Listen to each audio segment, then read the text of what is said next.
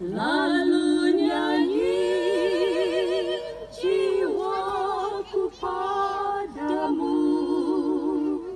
Ajaib engkau, ajaib engkau, lalu nyanyi jiwaku padamu. Ajaib engkau, ajaib engkau.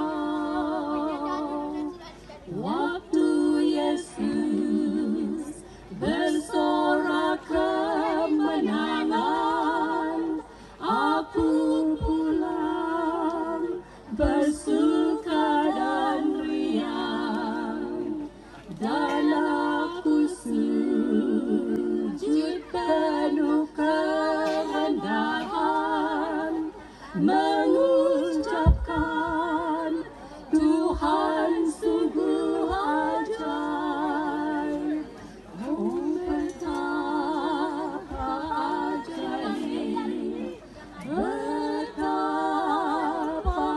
ajaib cinta Tuhan bagiku. Oh betapa ajaib, betapa ajaib cinta Tuhan bagiku. Lalu nyanyi jiwaku padamu. Ajaib engkau, ajaib engkau, lalu nyanyi jiwaku padamu. Ajaib engkau, ajaib engkau.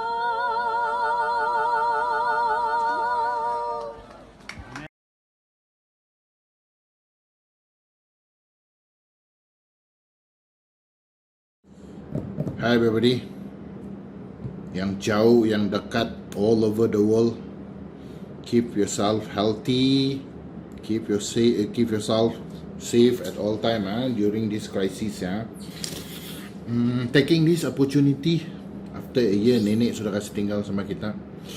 Okay, I just want to share something, one thing during the funeral of nenek. I can see how all the grandchildren become one-hearted together with all the parents during the funeral,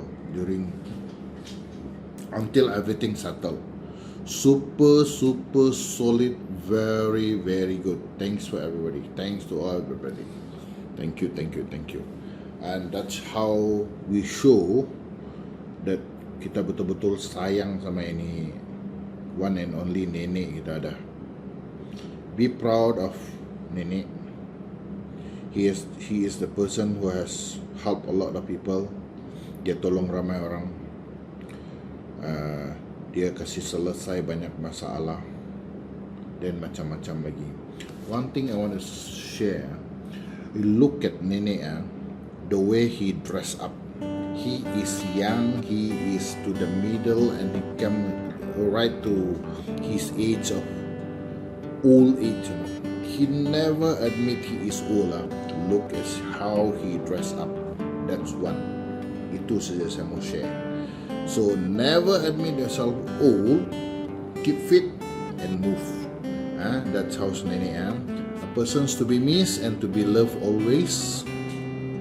Thanks for all the guidance, nenek, on behalf of all your grandchildren. We miss you, we love you till we meet again when God come and judge us for the second time. We will see you again very soon. Thanks for all the guidance and love, nenek. Bye-bye. Take care, everybody.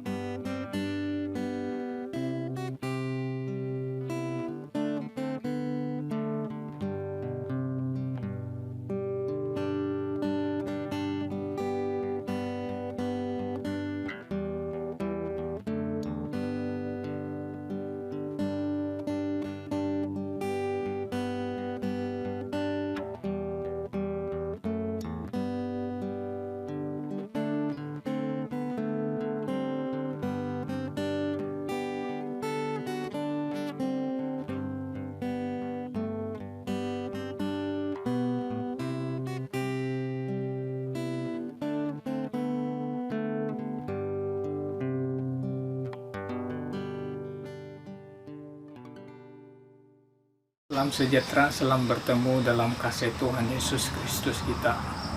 Yesus yang kita punya harapan, kita punya kekuatan dalam hidup dan penghiburan kita. Karena dialah penebus kita, Sang Juru Selamat. Dialah yang mula dan akhir, roti hidup, kebenaran, pintu. Oleh karena dialah, maka kita hidup pada saat ini bergantung kepada kasih karunia-Nya. Kesempatan saya pada petang ini untuk berkongsi pengalaman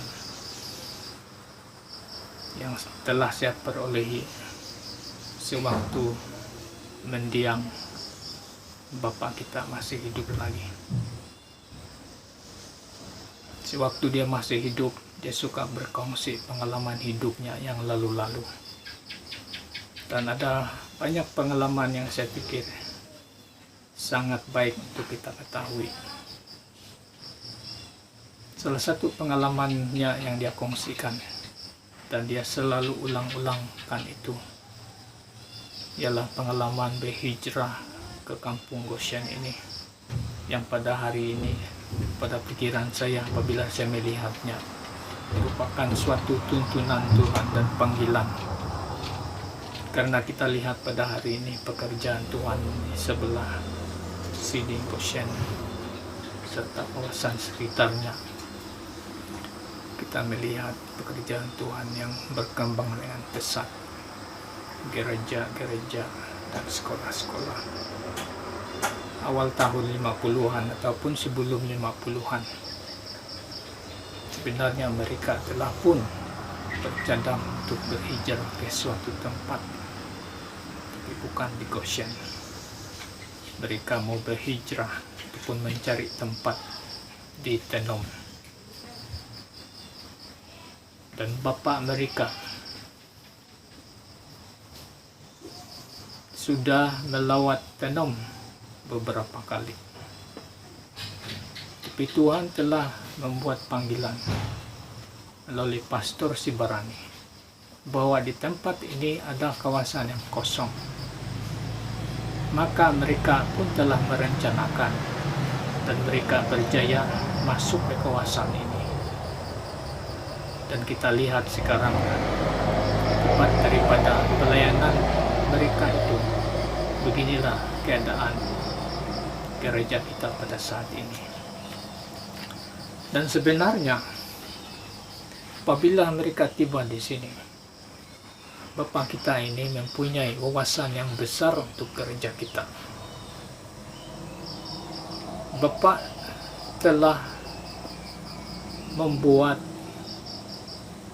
GZ ataupun mengukur lebih kurang 300 ekar tanah untuk gereja Adventist di kawasan di sini sampai ke Timbang Batu. Dia punya wawasan sangat besar dan mereka telah merantis dan membuat makluman bahwa kawasan itu dikhususkan untuk gereja. Bila saya mendengar respon pemimpin-pemimpin mission pada waktu itu, saya merasa sangat sedih. Mereka tidak begitu berminat untuk mendapatkannya atas alasan-alasan yang kukuh pada waktu itu. Maka apabila itu diketahui dan dimaklumkan, maka kawasan itu telah diambil oleh orang-orang yang ada di sini. Nah, itulah wawasan Bapak kita, wawasan yang sangat luhur pada waktu itu.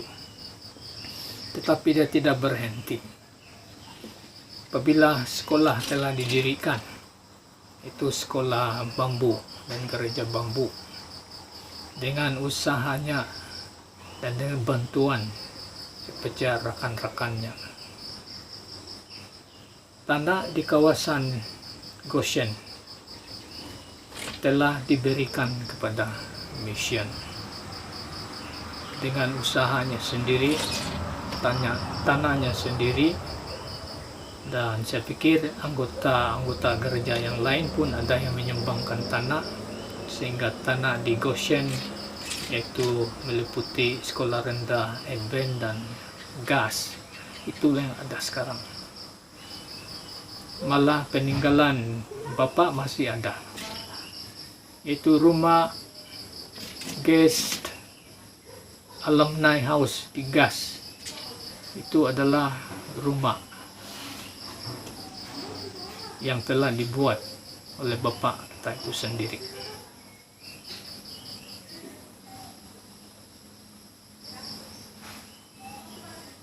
Setelah masa berlalu, beliau telah menjadi pemimpin ketua kampung di tempat ini. Saya masih ingat lagi dia bercerita bagaimana dia bertemu dengan orang-orang putih di pejabat daerah pada waktu itu. Kawasan di sini masih lagi hutan rimba. Kawasan Taiwan belum lagi ada sawah padi. Dia memohon kebenaran daripada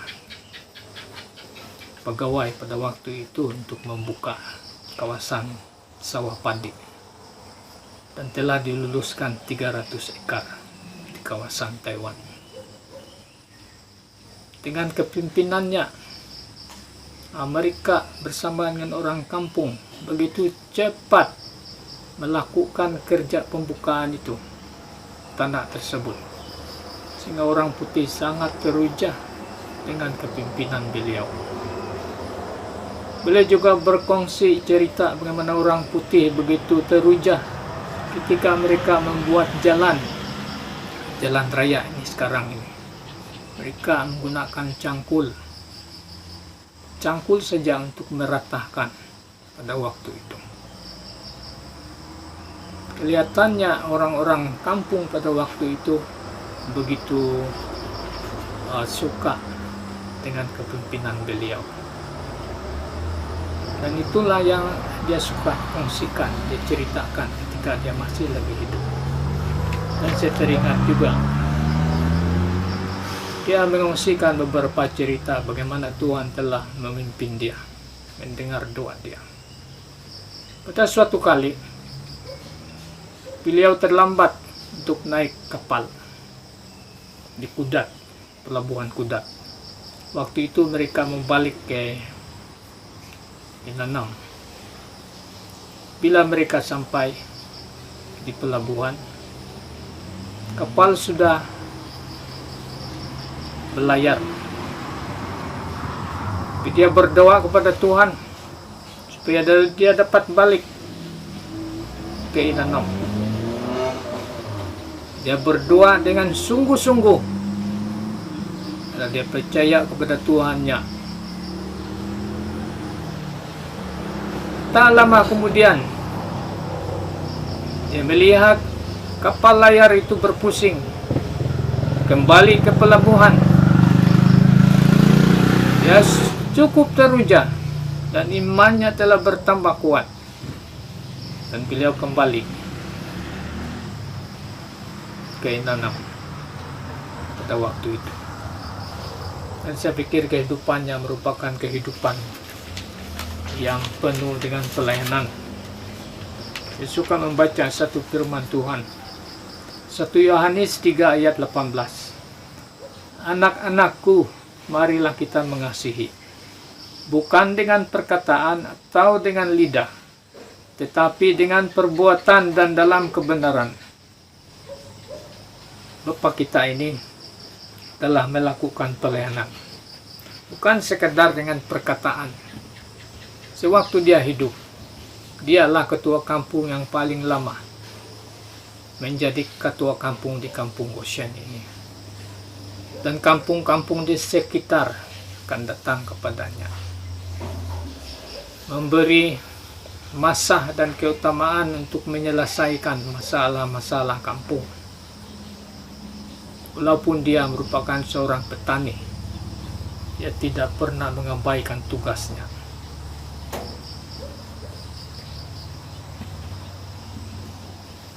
apabila ketua kampung di kampung lain menghadapi masalah untuk menyelesai, dia akan selalu menjadi rujukan yang terakhir. Tuhan telah memberi dia karunia untuk mengadili, memberi pengadilan yang benar. Dan saya masih teringat juga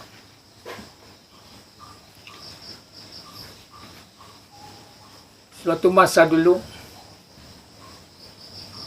dia mengungsikan bahwa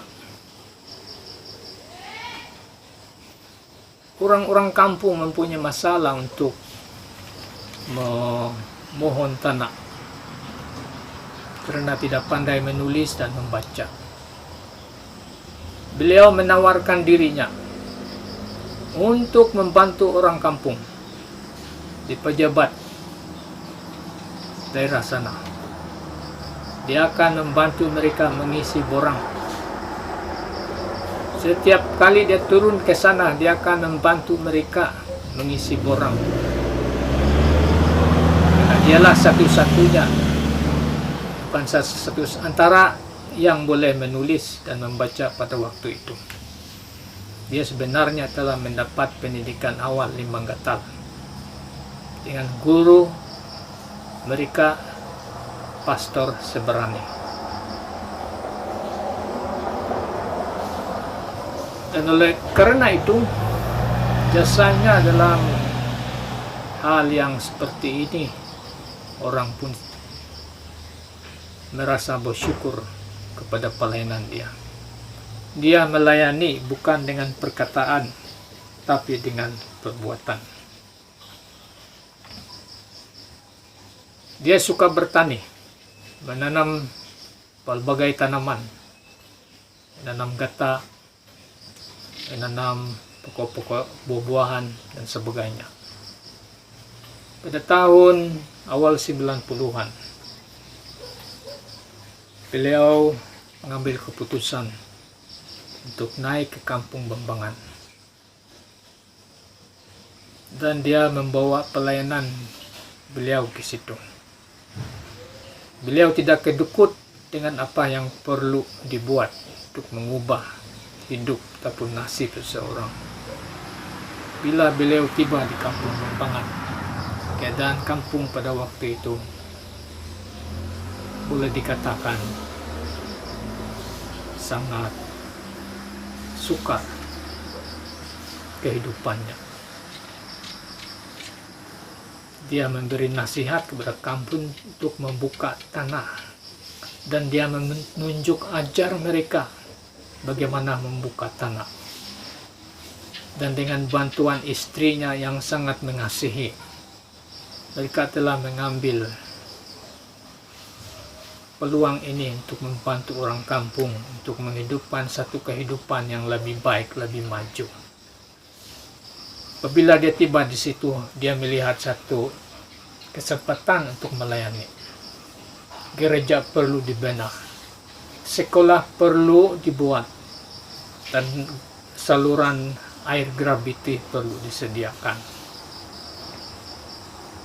Dan dengan bantuan beliau menghubungi para pemimpin mission pada waktu itu, Presiden Mission, Superintenden Pendidikan, dengan bantuan mereka, maka sekarang kita melihat gereja sudah ada, sekolah sudah ada, dan graviti air pun sudah ada. Sedangkan masa ini terlampau singkat, maka saya suka mengakhiri apabila beliau meninggalkan kita pada waktu itu. Ramai orang hadir, orang-orang dari kampung Bambangan, orang-orang dari kampung Tungab datang untuk memberi penghormatan. Itulah tanda kepada seseorang yang telah melakukan pelayanan bukan dengan perkataan atau dengan lidah, tetapi dengan perbuatan dan dalam kebenaran. Sewaktu berkesempatan mendampingi dia tidak pernah mendengar sesuatu rencana yang bertentangan dengan firman Tuhan yang keluar daripada dia. Supaya saya percaya Tuhan telah memberi berkat kepada dia untuk kemajuan pekerjaannya. Jadi Tuhan akan menggunakan sesiapapun untuk membantu di dalam pekerjaannya. Maka pada hari ini kita melihat pekerjaan Tuhan baik di sini maupun di tempat lain telah begitu baik berkembang. Saudara-saudara, saya suka membaca 2 ayat terakhir. 2 Korintus 4 ayat 16, sebab itu kami tidak tawar hati, tetapi meskipun manusia lahiriah, kami semakin merosot, namun manusia batania, kami dibaharui dari hari ke hari. Saya harap itu kan berlaku pada kita. Secara fisikal, kita akan semakin lemah dan merosot dan kembali kepada Tuhan suatu hari nanti. Tetapi manusia batinia, kita akan semakin diteguhkan. Dan ayat terakhir yang saya suka kongsikan, Wahyu 21 ayat 4, dan Dia akan menghapus segala air mata dari mata mereka. Maut tidak akan ada lagi, tidak akan ada lagi perkabungan, atau ratap tangis, atau duka cita, sebab segala sesuatu yang lama itu telah berlalu. Itulah yang kita nantikan. Tuhan memberkati kita semua.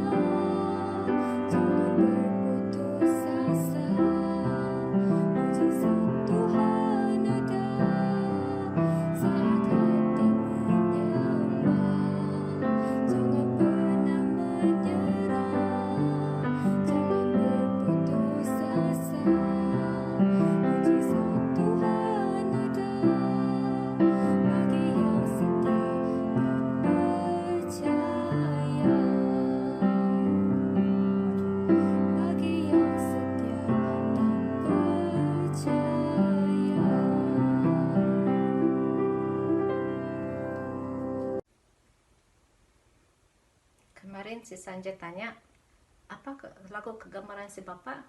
So saya pun terpikir-pikir apa kegemaran lagu kegemaran dia itu. So saya teringat itu lagu yang dia selalu ham-ham masa kami tinggal di Pagun lagi dulu lagi, masa dia kerja di gudang kah, di luar rumah kah, di kebiasaan. Dan so saya akan main itu lagu dengan harmonika. Memang sudah saya tidak mainin harmonika, baru tadi pagi saya pergi ambil belas, saya ingat itu lagu. And so forgive me lah kalau saya salah tapi ini untuk entertainment saja lah. Alright.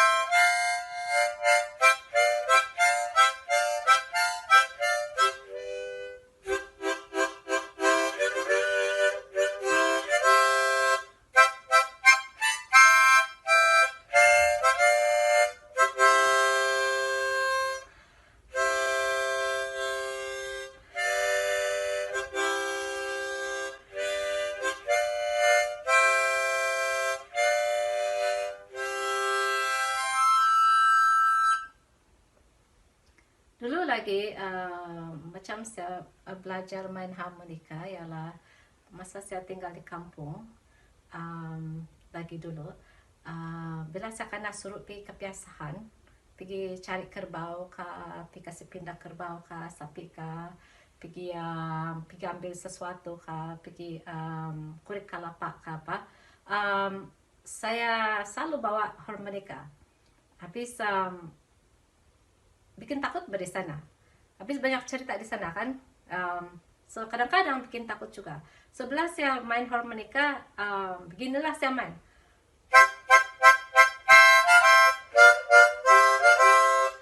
Hantu pun takut kan? Bye. Hi. It's beautiful April morning here. We're enjoying the snow in spring. Oh, yeah. I'm thinking of you all out here, looking at the snow falling. Wish I'm there. Senang-senang na kayo? Senang-senang na kayo? Terima kasih Tanong.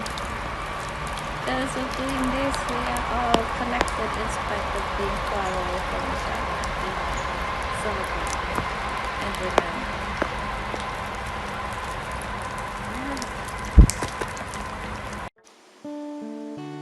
Ya Allah Bapa kami yang bersemayam di takhta kerajaan syurga, terpujilah namamu di atas segala ciptaan. Tiada Tuhan lain yang kami sembah, melainkan Engkau dan Engkau sahaja.